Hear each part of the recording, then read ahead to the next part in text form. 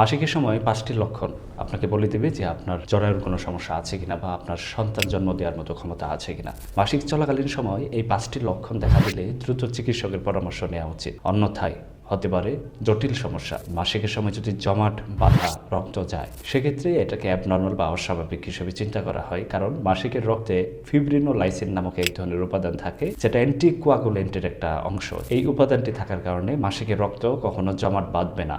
যখন এই ফিব্রিনোলাইসিন রক্তে কাজ করতে পারে না বা ভেঙে যায় তখন রক্ত জমাট বাঁধতে শুরু করে। অতিরিক্ত রক্তক্ষরণের কারণে প্লাটিলেট সেটা রক্ত জমাট বাঁধাতে সাহায্য করে এবং ফিব্রিনোলাইসিন বা অ্যান্টিকোয়াগুলেন্ট জাতীয় যে উপাদান যেটা মাসিকের রক্তে থাকে সেটা নষ্ট হয়ে যায়। আর এই কারণটা হয় সাধারণত জরায়ুতে কোনো প্রবলেম থাকার কারণে। জরায়ুতে কোনো ইনজুরি হলে, জরায়ুতে কোনো ধরনের কোনো ইনফেকশন থাকলে বা জরায়ুতে ঘা, ক্ষত, আলসার বা জরায়ুতে ব্লিডিং হওয়ার মতো কোনো রোগ থাকলে এই প্রবলেমটি হতে পারে। জমাট বাঁধা রক্ত যখন দেখা দিবে তখন দ্রুত চিকিৎসকের পরামর্শ নেওয়া উচিত, অন্যথায় জটিলতা তৈরি হতে পারে। 2 নম্বর যে ওয়ার্নিং সাইন সেটি হচ্ছে অতিরিক্ত রক্তক্ষরণ হয়, সেটাও অ্যাবনর্মাল। সাধারণত 35 থেকে 80 ml রক্ত প্রতি সাইকেলে মেয়েদের যেতে পারে, যার অর্থ হচ্ছে যখন মাসিক হবে, মাসিকের ব্লিডিং ফেজ হচ্ছে 7 দিন।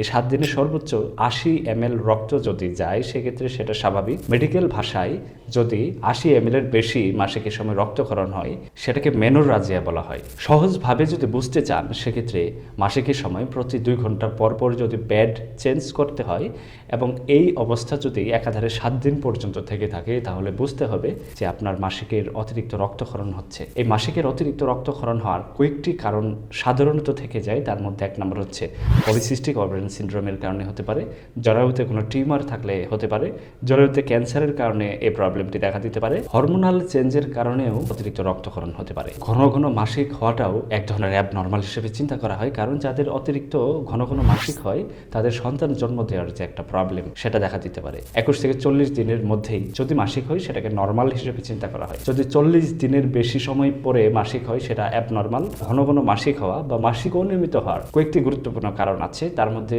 উল্লেখযোগ্য কারণ হচ্ছে হঠাৎ করে ওজন যদি বাড়তে থাকে, মাসিক ঘন ঘন অথবা মাসিক বন্ধ হওয়ার মতো প্রবলেম দেখা দিতে পারে, মানসিক সমস্যার কারণেও মাসিকের এক ধরনের জটিলতা তৈরি হতে পারে, পলিসিস্টিক ওভারিয়ান সিনড্রোম থাকলেও মাসিকের সমস্যা হতে পারে, ওভারিতে কোনো ধরনের কোনো সমস্যা বা টিউমার থাকলে মাসিকের সমস্যা হয়, এবং সবথেকে গুরুত্বপূর্ণ হচ্ছে পিরিয়ডের মধ্যবর্তী সময় যদি আবার পিরিয়ড হয়, এটা কিন্তু একটা জটিল সমস্যা। এই প্রবলেমটি দীর্ঘদিন চলতে থাকলে অবশ্যই একজন চিকিৎসকের পরামর্শ নেওয়া উচিত। সবথেকে গুরুত্বপূর্ণ হচ্ছে মাসিকের সময় যদি তীব্র ব্যথা হয়। মাসিকের তীব্র ব্যথা হওয়ার সবথেকে গুরুত্বপূর্ণ কারণ হচ্ছে এন্ডোমেট্রিওসিস নামক একটা রোগ। এন্ডোমেট্রিওসিস থাকলে এটার কিছু লক্ষণ দেখা দেয়, যেমন প্রস্রাব পায়খানার সময় ব্যথা হতে পারে এবং পায়খানার রাস্তায় ব্যথা হতে পারে, তলপেটে ব্যথা হতে পারে এবং ব্যথা অসহ্যকর ব্যথা হতে পারে। এন্ডোমেট্রিওসিসের ব্যথার যে ধরন সেটা হচ্ছে প্রথম দিন যখন মাসিক হবে তখন অল্প ব্যথা হবে, দ্বিতীয় দিন থেকে এই ব্যথা তীব্র থেকে তীব্রতর ধারণ করবে, যত সময় যাবে ব্লিডিং ফেজ যতদিন থাকবে ততদিন খালি ব্যথা বাড়তেই থাকবে। 25 বছরের পর থেকে যদি মাসিকে তীব্র ব্যথা হয় তাহলে সেক্ষেত্রে অবশ্যই চিকিৎসকের পরামর্শ নিতে হবে। ভিডিওটি আজকে এ পর্যন্তই।